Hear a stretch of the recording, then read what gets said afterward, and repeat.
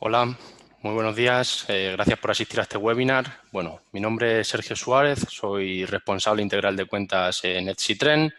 Etsitren es una empresa con foco únicamente en ciberseguridad hace más de 20 años y, bueno, únicamente y exclusivamente trabajamos con las tecnologías de Trend Micro. Bueno, primero de todo, nada, sentiros libres de poder escribir lo que creáis convenientes por el chat de Zoom en vuestro panel abajo o arriba, dependiendo de dónde lo tengáis puesto, podréis escribir cualquier consulta y al final del webinar responderemos todas esas preguntas con mucho gusto. Bueno, antes de nada, bueno, la temática de este webinar es ataques BEC o fraude al CEO, dado que es una problemática que estamos viendo que está mucho en auge. Estamos dando esta serie de webinars y eventos presenciales también un poco con el fin de informar a las empresas acerca de las problemáticas que hay hoy en día, ¿no? Entonces, bueno, primero de nada, vamos a comenzar. Los ataques de fraude al CEO o el BEC viene de las siglas Business Email Compromise. Bueno, esto es una problemática que empezó aproximadamente hace 2-3 años, diría yo que hace 2 años, desde el 2017 hasta hoy en día está mucho más en auge. Bueno, aquí podemos observar en la pantalla, ¿no?, uno de los anuncios que hizo público el FBI alertando a las empresas y administraciones del problema, ¿no?, que conllevaba este tipo de ataque para las corporaciones, ¿no? Bueno, ahora vamos a explicar en más detalle cómo trabaja esta amenaza, pero para que os hagáis una idea, este tipo de amenaza, desde datos recogidos desde el 2014, que fue cuando más o menos empezó a haber este tipo de amenazas, hasta finales de 2018, supuso unas pérdidas mundiales de 2.500 millones de euros mundiales y, bueno, la media por ataque suele ser de $150.000, ¿no? Y, por ejemplo, del 2017 a 2018 este ataque incrementó un 136%, ¿no? En cuanto a la media por ataque, a ISO 159, vamos a ver que hay casos muy extremos donde se han saldado cuentas con 50 millones de dólares y habrá empresas que por 500 euros o 500 dólares también han sido defraudadas, ¿no? O sea, no hay, en este tipo de ataque no hay un foco a empresas grandes, empresas medianas, empresas pequeñas, ¿no? El atacante puede atacar independientemente a la empresa que él quiera, no es que vaya únicamente enfocado a grandes cantidades, ¿no?, de dinero. Bueno, básicamente el ataque BEC o fraude al CEO es un tipo de ataque por correo electrónico, ¿no? Como sabemos hoy en día, el principal vector de infección en las empresas es el correo electrónico, diría más o menos el 90%. Bueno, es algo sencillo, ¿no? Todas las empresas necesitamos el correo electrónico para poder trabajar, es una herramienta de trabajo y, bueno, es algo, por así decirlo, ¿no?, que es gratuito poder enviar miles de correos y no supone ningún problema, ¿no? Además que sabemos que el protocolo SMTP viene ya desde hace unos cuantos años cuando se inventó este protocolo, ¿no? Y no se sabía cuando se inventó en el momento hasta qué punto iba a llevar el correo electrónico, que iba a ser tan masivo como es hoy en día, que lo tienen todas las empresas, y mucho menos que se iba a usar para los fines que se usa hoy en día, ¿no? Aparte de todo lo que es enviar correo electrónico para comunicarse entre personas, que es para lo que se inventó. Bueno, se está viendo que se están usando campañas de spam, para distribuir malware, etcétera, ¿no? Entonces, todo eso no se preveía en aquellos momentos. Entonces, hablamos de que el protocolo SMTP es un protocolo muy débil en cuanto a seguridad, ¿no? Porque nunca se pensó que esto iba a llegar, ¿no? El problema es que sí, se podría cambiar probablemente el protocolo SMTP y hacerlo más robusto, pero para ello a lo mejor habría que hacer una reestructuración mundial y quedarnos sin correo 1 o 2 días todas las empresas, y creo que sería peor el remedio que la enfermedad, probablemente, ¿no? Entonces, bueno, se van sacando algunos parches que ayudan a incrementar la seguridad en el correo, pero, bueno, tenemos un protocolo bastante débil por detrás, ¿no? Entonces, lo que hace que, bueno, este tipo de ataques sean más sencillos de poder ejecutar, ¿no? Porque hoy en día falsificar el from de quien me envía un correo es muy sencillo. No hace falta, podemos enviar un correo en nombre de quien queramos en pocos minutos. Entonces, bueno, este tipo de ataque justamente lo que trata de hacer es simular ser una persona de la empresa. Esto generalmente va orientado a niveles C, CEOs, CFOs, etcétera, donde se intenta suplantar su identidad y haciendo creer a otro empleado, ¿no?, que es su CEO, por ejemplo, y teniendo que pagar una suma de dinero, haciéndose pasar por un proveedor que han cambiado el número de cuenta, etcétera, ¿no? Entonces, es bastante simple de hacer y el problema es que es difícil de detectar. ¿Por qué es difícil de detectar? Bueno, vamos a ver que los ataques Beck vienen de la familia del phishing, pero generalmente cuando hablamos de un ataque phishing, bueno, intentan clonar una página web, nos mandan un email con la factura de Iberdrola, de etcétera, etcétera, etcétera, pero intenta simular algo y en el propio correo electrónico hay algún link malicioso que intenta clonar una página, hay un ejecutable que es malicioso, etcétera, ¿no? Cuando hablamos de ataques Beck, estamos hablando que únicamente se basa en ingeniería social, el cual se hace pasar por una persona X y nos manda un correo en texto plano diciéndonos, bueno, tienes un momento libre para poder hablar, etcétera, etcétera, etcétera, y lo que trata es, bueno, poder tener una conversación de tú a tú normal, sin ningún adjunto, sin ninguna URL, etcétera. Entonces, es muy difícil de detectar porque esto con las protecciones de correo de hoy en día, tanto de spam como de anti-malware, no sirve para detectar esto porque no es ni spam ni es una amenaza que lleve algo malicioso, ¿no? O sea, al final se basa en el engaño de otra persona a que haga cierta acción, ¿no? Entonces, bueno, vamos a ver ahora un poquito explicado cómo funciona el Beck y más o menos de qué trata. Vamos a hablar un poquito de los tipos de ataques Beck que hay. Vamos a hablar de los principales, hay muchos más porque, como digo, esto viene a la familia del phishing y, bueno, hay veces que combinan otras técnicas y, bueno, también depende un poco de la imaginación del atacante hacer el ataque como más le convenga, ¿no? Porque al final hablamos que esto es un ataque dirigido, no es como el phishing, que es algo más masivo, se tiran campañas masivas, sino que esto va dirigido a cierta empresa, a cierta persona, etcétera, ¿no? No es un ataque tan masivo. Bueno, las ventajas que tiene esto hoy en día con el mundo de Internet, hoy en día por LinkedIn podemos saber quién es el CEO de la empresa, quién es el director financiero, etcétera. Entonces son ciertos mecanismos que ayudan a los atacantes a tener mucha información acerca de empresas y poder hacer el ataque dirigido, ¿no? Entonces, bueno, como he dicho, vamos a hablar un poco de los tipos principales que hay de ataque Beck, así que, bueno, vamos con ello. Bueno, uno de los principales tipos de ataque Beck es el ataque del fraude del proveedor. Bueno, aquí no se...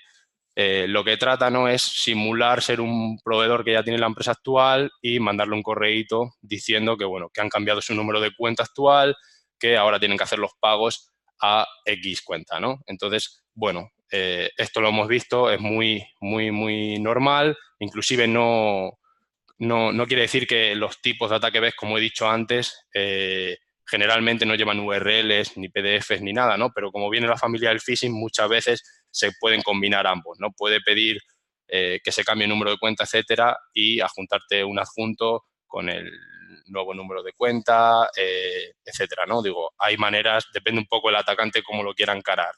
Pero bueno, esto es un ataque muy común, inclusive aquí estamos hablando por correo, pero he visto este tipo de ataque inclusive por fax, que el cliente se enteró 6 meses después cuando el proveedor real le llamó que por qué no le pagaba las facturas y claro, y el cliente le contestó, sí, me mandaste un fax actualizando el número de cuenta, encima llevo pagándote 6 meses y además me incrementaste la cuota, o sea que se enteraron 6 meses después de que habían sido estafados, pero en ese caso a través del fax, ¿no? Digo, aquí vamos a hablar a nivel de correo electrónico, pero que sepáis que este tipo de amenaza también se hace por otros medios, ¿no? Digamos, ¿no?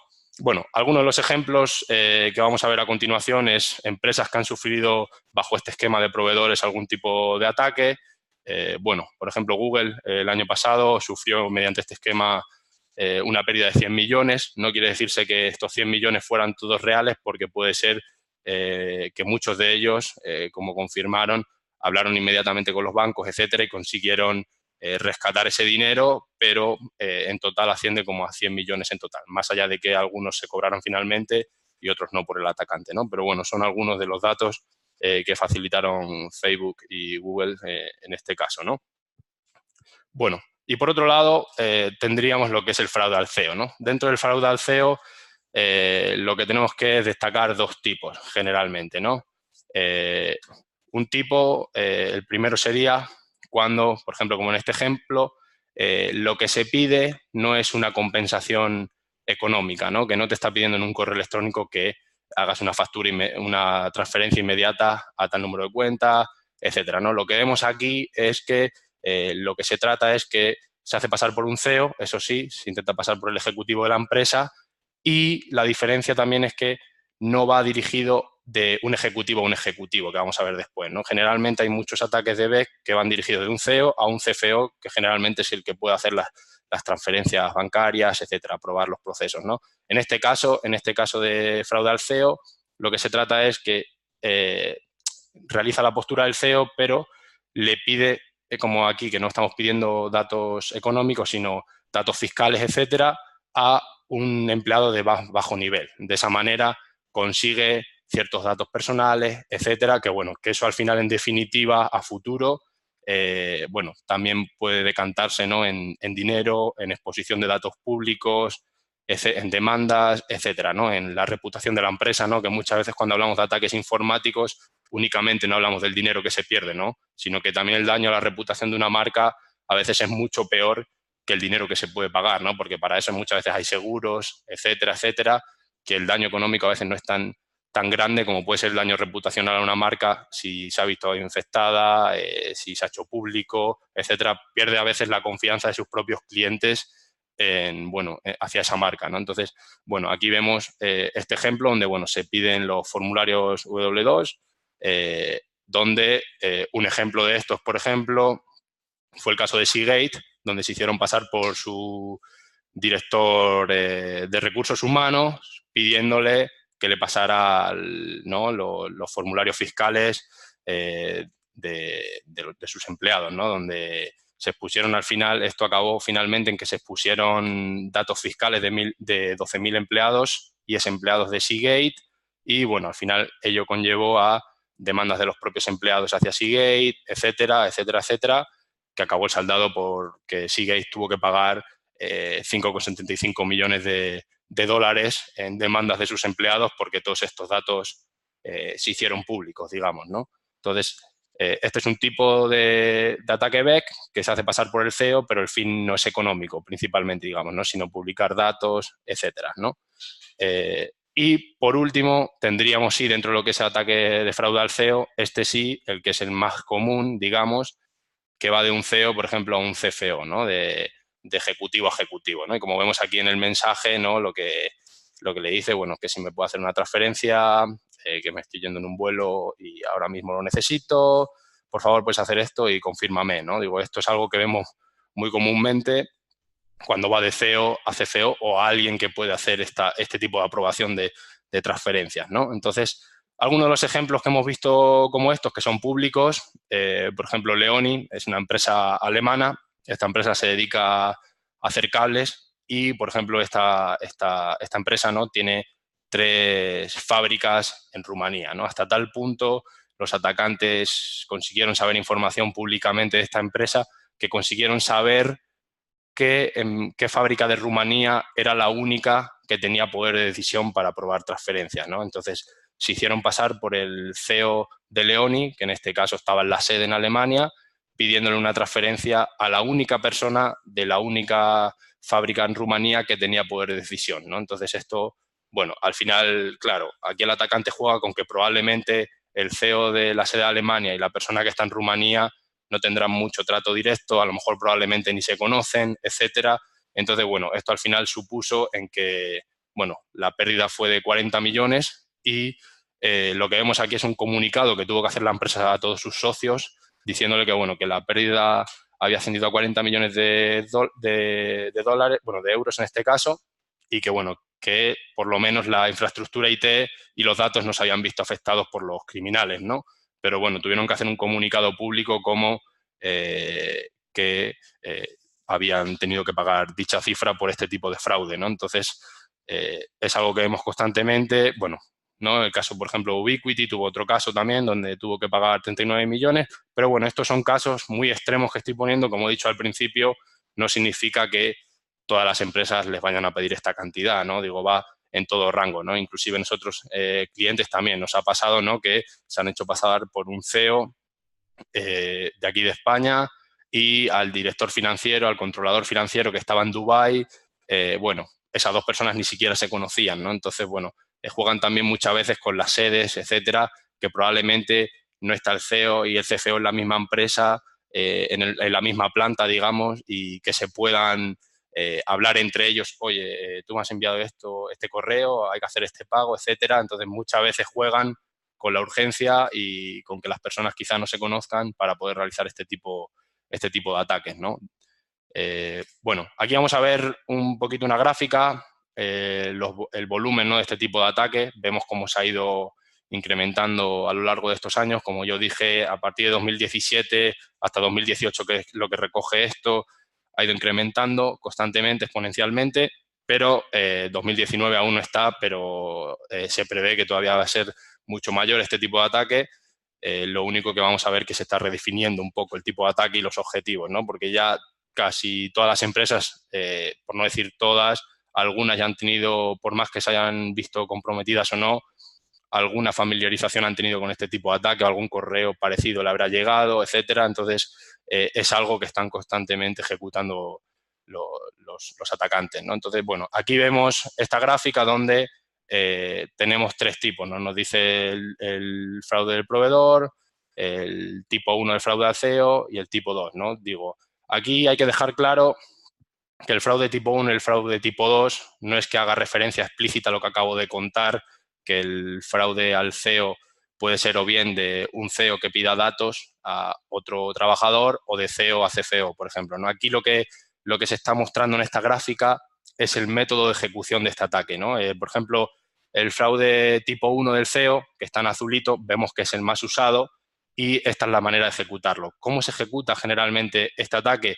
Hay dos maneras, ¿no? Como vemos, generalmente lo que se trata de simular es el nombre del CEO. Hoy en día vemos que con los clientes de correo, etcétera, muchas veces solamente nos muestra el nombre, el dominio muchas veces no lo oculta, ¿no? Entonces, para un usuario normal a veces ni siquiera pincha a ver desde dónde viene ese correo, etcétera. Entonces, únicamente ve el nombre, ¿no? Que es generalmente lo que he dicho, que con un from se puede hacer muy fácil, ¿no? Entonces, el tipo 1 lo que hace es simular el nombre de la persona que vamos a simular, pero el dominio es un dominio aleatorio que ni siquiera se parece en nada al de la empresa. O sea, un dominio comprado gratuitamente de cualquier portal, que hay miles para sacar dominios gratuitos. Y, por ejemplo, el fraude del tipo 2, que es en naranjita, vemos que no se ejecuta tanto, pero por así decirlo sería todavía más sofisticado. Quiere decirse que aquí los atacantes compran un dominio de manera que lo hagan de manera que pueda parecerse al real de la empresa, cambiando alguna palabra, etcétera, alguna letra, para que sea lo más parecido posible, ¿no? Pero está menos usado, ¿no? Generalmente los atacantes usan el 1 por un tema de agilidad, de rapidez, por más que esto es un ataque dirigido, que tienen que hacer un estudio previo a quién es el CEO, el CFO, pero esto, a la par que están haciendo alguna empresa, estarán con otras 20, ¿no? Entonces, si lo hacen de esta manera, es mucho más rápido, ¿no? Inclusive hasta el punto que hay veces que he visto muchos ataques de este tipo donde ni siquiera cogen un dominio de un portal que no conozcamos, ¿no? O sea, usan un Gmail, un Yahoo, que, bueno, es un poco, por así decirlo, cantoso, pero aún así los usan, ¿no? Entonces, bueno, vamos a seguir. Esto era un poco para que veáis un poquito la gráfica y el volumen y la manera de ejecución de estos ataques. Lo que hablaba un poco, ¿no? Bueno, esto no es que sea muy relevante, ¿no? Pero significa un poquito cuáles son los dominios que se están usando más mundialmente. Bueno, esto no tiene relevancia porque lo que digo, ¿no? Hay miles de portales y, bueno, si no usan estos, usarán otros. Si no, como he dicho hace un momento, usarán un Gmail, un Yahoo, o sea que no hay ningún problema. Les da lo mismo, ¿no? O sea, el foco es, bueno, a ver si puedo lograr mis objetivos y el cómo da un poco igual, ¿no? En ciertos casos, ¿no? Bueno, para continuar, aquí una gráfica de un poco ya lo que sabemos, ¿no? A quién van dirigidos este tipo de ataques, que es lo que hemos hablado previamente, ¿no? Bueno, como bien dice el tipo de ataque, ¿no? A fraude al CEO, etcétera. Bueno, generalmente vemos que esto va dirigido a gente de nivel C, CEOs, CFOs, etcétera, ¿no? Gente de alto poder dentro de las corporaciones, ¿no? Pero lo curioso es lo que estamos viendo hoy en día y que se prevé que en 2019 va a ir más adelante, es toda la parte de otros, ¿no? Cuando vemos la parte de otro, hablamos que no es gente tan importante dentro de la empresa, que no tiene tanto poder de decisión, pero bueno, están apuntando más a lo mejor a secretarias, a coordinadores, etcétera, porque lo que he hablado antes, ¿no? Este tipo de ataque ya se está dando a conocer y muchas de las empresas ya lo conocen, ¿no? Entonces hay más conciencia en este tipo de ataque, ¿no? Entonces ahora lo que están haciendo es bueno, intentar apuntar a eslabones más bajos, donde, bueno, si directamente no puedo hablar con el CEO, voy a intentar simular ser el CEO, bueno, voy a tratar de hacerme parecer ser su secretaria, que, bueno, al final seguramente está viendo mi agenda, está controlando un poco todo, ¿no? Al final tratan de apuntar ahora a rangos más bajos, pero al final el fin es el mismo, ¿no? Digamos, o sea, está el día que este tipo de ataque. Bueno, ahora vamos a ver la parte, esto es un poco de referencia hacia cómo eran los ataques BES y cómo se ejecuta y cuáles son los objetivos, digamos, y ahora vamos a ver la parte, ¿no?, de cómo se puede detectar este tipo de ataque, porque lo que he dicho al principio es que es muy complejo porque en sí mismo no tiene nada malicioso este tipo de ataque, ¿no? Únicamente se basa en el engaño hacia otra persona mediante ingeniería social, ¿no? ¿No? Y bueno, una de las cosas que se me ha olvidado comentar es que, bueno, este ataque no es que a veces hemos visto casos extremos donde ni siquiera hace falta que simulen la persona, ¿no? Cuando hablamos de entornos, por ejemplo, en nube, ya sea Office 365, G Suite, etcétera, bueno, al estar en la nube, ¿no? Si no ponemos ciertas medidas de seguridad, el atacante está una contraseña, por así decirlo, de poder acceder a la cuenta, ¿no? Hemos tenido casos donde con un ataque previo han conseguido las credenciales y usuarios del CEO y aprovechando en una etapa donde el CEO estaba de vacaciones, que sabe que va a estar con acceso reducido al correo, etcétera, enviaba correos desde su propia cuenta pidiendo a su CFO, a quien fuere, que realizase ciertos pagos, ¿no? De esa manera estaba dentro de la propia cuenta del CEO y de manera que escribía correos, claro, no había sospecha de que no era el CEO, porque estaba enviando desde la cuenta verídica, ¿no? Digamos, y cuando la persona le respondía, este borraba los correos de la bandeja, ¿no? Entonces, el CEO nunca ni siquiera se enteró de que se enteró al tiempo de que había tenido este tipo de ataque, ¿no? Porque directamente lo estaban escribiendo desde su cuenta y el atacante controlaba su propio correo electrónico, ¿no? Entonces, bueno, son casos extremos, pero bueno, para que sepáis que esto puede ocurrir y que ocurre, ¿no? Digamos, son más extremos, pero bueno, los hemos visto, ¿no? Y bueno, todavía es más difícil de detectar porque directamente ya no es que sea un dominio que es parecido o que no se parece en nada, sino que aquí directamente es desde la cuenta de la persona. Entonces, bueno, ahora vamos a ver un poco dicho esto que se me había olvidado, cómo se puede testar, porque es bastante complejo, ya que no tiene nada malicioso eh, en el correo, ¿no? Bueno, nada, aquí el ejemplo que he puesto antes, de CEO a CFO, por ejemplo, ¿no? Vamos a ver que generalmente todos los correos de Beck suelen tener casi la misma estructura, digamos, ¿no? Vemos que en el correo siempre suele haber alguna implicación económica, siempre va a haber alguna cifra, probablemente en el correo, va a haber una llamada a la acción, quiere decirse, como le pregunta aquí hacia la persona, no le va a preguntar, bueno, tú esto realmente lo puedes hacer, tienes permisos, etcétera, va a validar que la persona con la que está realmente es una persona que pueda hacer dicha acción, ¿no? Y lo que vemos generalmente también es carácter de urgencia, ¿no? En todos los correos va a haber algo de págamelo inmediatamente, me estoy subiendo a un avión y no puedo verlo, etcétera, etcétera, de manera que, bueno, cuanto antes puedan hacer la transferencia, el atacante antes lo logra y es menos probable que le descubran, digamos, ¿no? Entonces, esos suelen ser los 3 puntos que generalmente suelen tener todos los ataques BEC, ¿no? Un impacto financiero, una llamada a la acción y un carácter de urgencia suelen tener, ¿no? Bueno, ahora vamos a ver con cierta tecnología cómo se puede ayudar a prevenir este tipo de ataque. Bueno, hay algunos mecanismos básicos, como vemos aquí, que puede ser, bueno, ver dominios que son parecidos. Quiere decirse, bueno, está simulando el nombre del CEO, pero el dominio que viene detrás no es el de mi empresa. Entonces, bueno, probablemente no sea el CEO. Entonces, bueno, esos correos son fáciles de desechar, ¿no? Por otro lado, ver a quién va, de quién vienen esos correos, ¿no? Los altos perfiles, digamos, ¿no? Se configuran ciertos perfiles altos de manera que si la herramienta ve que los correos están simulando de tal persona, bueno, mirarlo con más detalle porque o bien el dominio que viene detrás o bien algunas cosas que vamos a hablar ahora, ¿no? Y bueno, y luego, por supuesto, ¿no? Mirando cómo viene compuesto el correo electrónico, ¿no? Lo que hemos hablado, ¿no? Que si viene un símbolo de urgencia, si hay algún carácter financiero, si llama a la acción, etcétera, ¿no? Son algunos mecanismos que mediante tecnología se puede detectar si estamos sufriendo un ataque BEC o no, ¿no? Pero es bastante complejo en sí mismo, ya que con motores anti-malware o spam esto no se puede detectar, ¿no? Tiene que haber algún motor específico que pueda mirar ciertas variables para detectar que se está sufriendo este tipo de ataque, ¿no?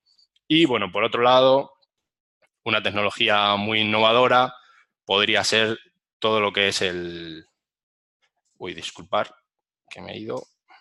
Todo lo que vendría siendo, ¿no?, el estilo de escritura, ¿no? Existen tecnologías que lo que nos permite es aprender del estilo de escritura de una persona y, por así decirlo, sacar el ADN de cada persona, ¿no? O sea, cada persona no escribimos de la misma manera, unos tendemos a repetir más unas palabras, a usar en todos los correos palabras distintas, a usar ciertas frases, etcétera, ¿no? Entonces, cada uno tenemos una manera muy particular de escribir y, bueno, hemos visto casos que incluso aunque no se tenga la tecnología, mediante el factor humano, ¿no?, es que a veces ha saltado las alertas en algunas empresas, bueno, se han dado cuenta realmente que era porque no le parecía la manera de escritura del CEO, ¿no? Era algo extraño, no estaba escribiendo de la manera que suele escribir, ¿no?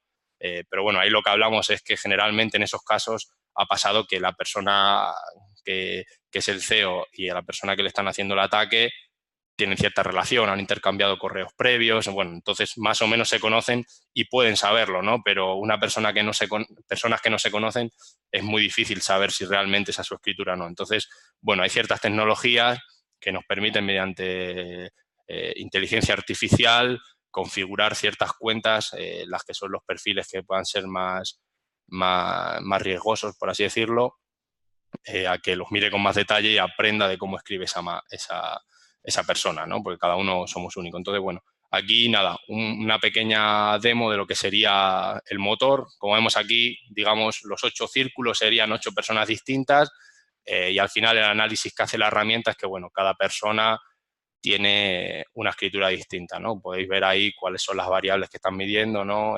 Palabras cortas, puntuaciones, sentencias cortas, sentencias largas, etcétera, ¿no? Entonces, como vemos aquí, el resultado al final es que cada uno tenemos una manera muy distinta de detectarlo, de escribir, digamos, que me he equivocado, y de esta manera, bueno, podemos tener una idea realmente si estamos sufriendo un ataque, pero en un segundo paso, digamos, ¿no? Si el ataque está muy mal hecho, por así decirlo, en un primer paso, si únicamente tiene cosas que se ven de lejos, que es un ataque BEC, bueno, no pasará a estos motores, ¿no? Pero son motores ya más avanzados que nos permiten realmente saber si es o no es la persona la que está escribiendo, ¿no? Bueno, para que os hagáis una idea cómo funcionaría eso, bueno, aquí un breve resumen de cómo funcionaría. ¿No? En este caso, el impostor se está haciendo pasar por Eva y le va a enviar un mail a Max, ¿no? Este es el mail que le está mandando a Max, ¿no? Bueno, en caso de mandar ese mail a Max, la inteligencia artificial detectaría, oye, bueno, este estilo de escritura no corresponde con el de Eva, que tengo yo aprendido, ¿no? Digamos. Entonces, bueno, le mandaría en este caso un warning a Max, debajo de este correo le diría, bueno, Max, este correo que están enviando no coincide con el estilo de escritura de Eva, ten cuidado, probablemente no sea Eva, ¿no? Y por el contrario,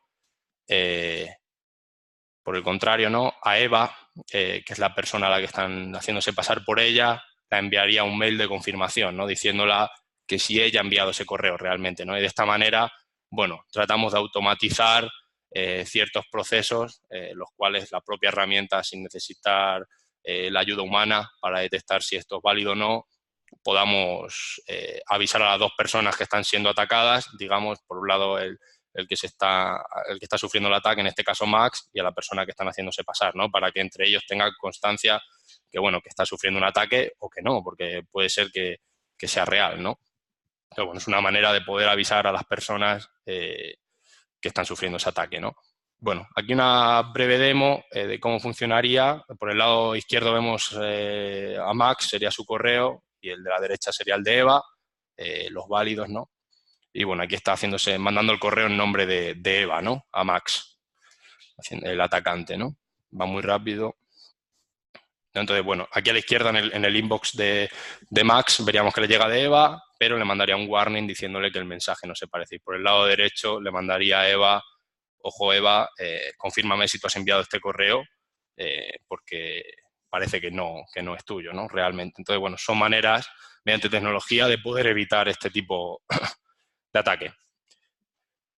Bueno, una vez dicho eso, hay algunas cositas que quería daros como recomendaciones en cuanto a seguridad, más allá de tener tecnología, que obviamente es importante siempre para ayudar bueno, no garantizar, a elevar el nivel de seguridad, porque garantizar la seguridad hoy en día no se puede, por mucho más que queramos, no existe una bala de plata que pueda parar todo, ¿no? Entonces, bueno, tratamos de minimizar los riesgos, si tenemos ciertas tecnologías podemos minimizarlo, que no significa que con ello no nos vayamos a infectar, ¿no? Porque, como he dicho, 100% en seguridad no existe y, por desgracia, siempre las empresas de seguridad vamos un pasito por detrás de los atacantes porque justamente desarrollamos nuevos motores, etcétera, para intentar detectar alguna amenaza que ya está hoy, ¿no? Entonces, los atacantes, cuando sale una herramienta de seguridad, siempre tratan de hacer otra manera para evadirla, ¿no? Es cierto que hoy en día, con las tecnologías que hay, bueno, podemos ir un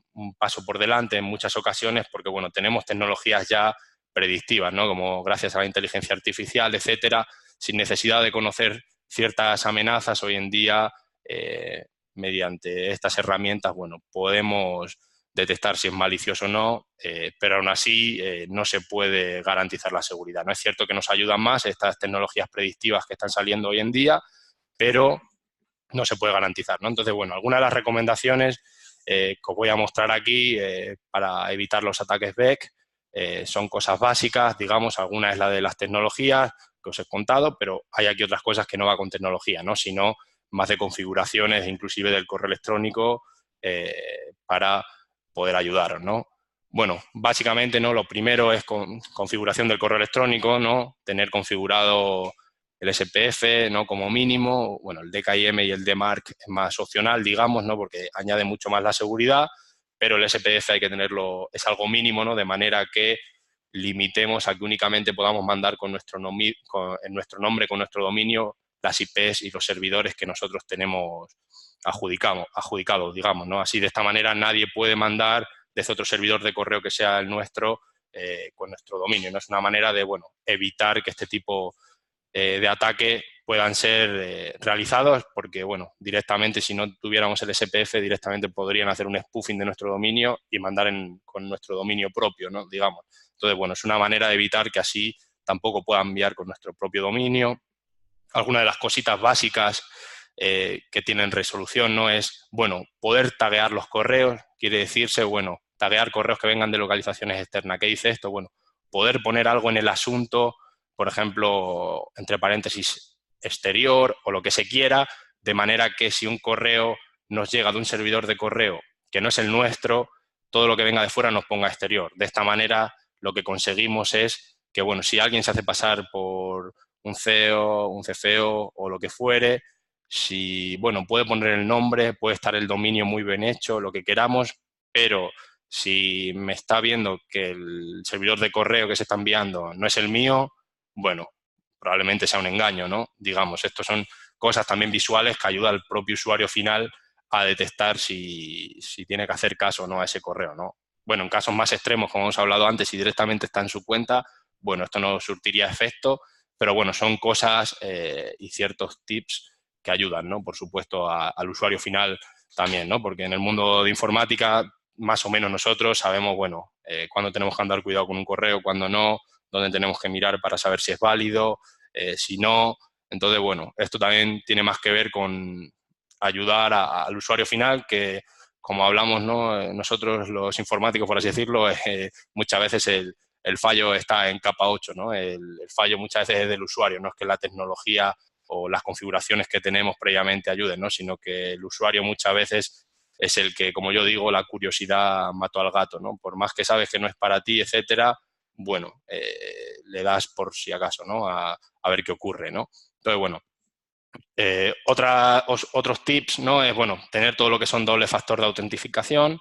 Bueno, en el caso de la nube, con mayor motivo, bueno, como he dicho antes, estamos a un paso de tener acceso a la cuenta. Entonces, bueno, en este caso se lo ponemos más difícil al atacante, ya que no únicamente le valdría con tener usuario y contraseña, sino que tendría que tener el doble factor, ¿no? Ya sea un PIN, un mensaje o lo que fuere, ¿no? Entonces ya lo estamos poniendo un poquito más complejo. Sé que esto a veces no es sencillo, o sea, desde el punto de seguridad son recomendaciones válidas, pero luego la realidad es que entiendo que muchas veces en muchas empresas esto no se puede aplicar porque generalmente los usuarios, cuando a veces ya le ponemos un pasito más, bueno, tienden a quejarse, a que, bueno, que antes lo hacían de esta manera, ahora están perdiendo un minuto más por tener que aceptar desde el teléfono para poder acceder a la cuenta, etcétera, etcétera, etcétera, ¿no? Pero bueno, son recomendaciones, bajo mi punto de vista, que se podrían realizar, pero bueno, eso depende un poquito de la empresa, a veces si se puede o no se puede, ¿no? Por otro lado, obviamente, ¿no? Cambios periódicos de contraseña, bueno, por si previamente nos han infectado y tienen nuestras credenciales, bueno, tener un cambio periódico de contraseña, de esa manera le quitamos el acceso a nuestra cuenta. Por otro lado, y no menos importante, es todo lo que viene siendo la concienciación. Hoy en día las empresas se lo están tomando más serio el tema de seguridad y están empezando a concienciar más a las empresas, pero es cierto que todavía cuesta un poquito a ciertos usuarios seguirle explicando qué es esto y cada vez que ocurra algo que me avise, que no haga clic sin que yo le diga nada, que primero que me avise ante la duda, etcétera. Entonces son cosas que poquito a poco se van consiguiendo, pero que aún cuestan, ¿no? Entonces es un foco importante la concienciación porque muchísimos de los ataques se podrían evitar si el usuario final supiese realmente lo que está haciendo, si le da al clic, digamos, ¿no?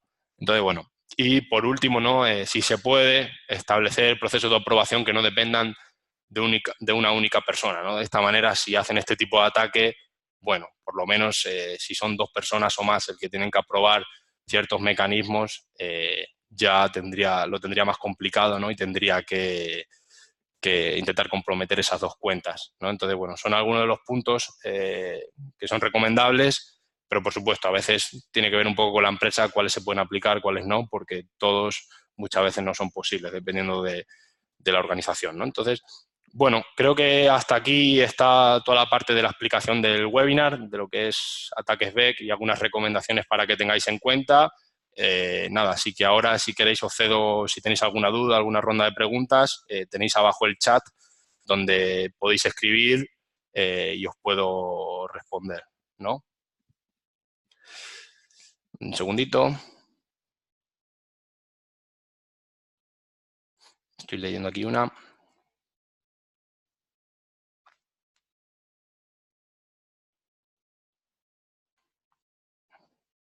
Sí, mira, tengo aquí una pregunta, ¿no? Que lo que me pregunta es que si la mayor parte de estos correos suelen ser escuetos y muy directos, ¿no? ¿Realmente una máquina es capaz de detectar estos patrones de escritura en correos cortos, sobre todo en correos enviados desde el móvil, donde casi todos solemos alterar nuestros patrones de escritura, frases cortas, esquema telegráfico, etcétera, ¿no? Bueno, la realidad es que la inteligencia artificial estudia la cuenta independientemente de donde lo escribas, digamos, y bueno, la realidad es que lo que me comentas aquí es muy interesante porque la mayoría de ataques que se simulan generalmente los simulan como si lo enviaran desde el correo electrónico. ¿Por qué?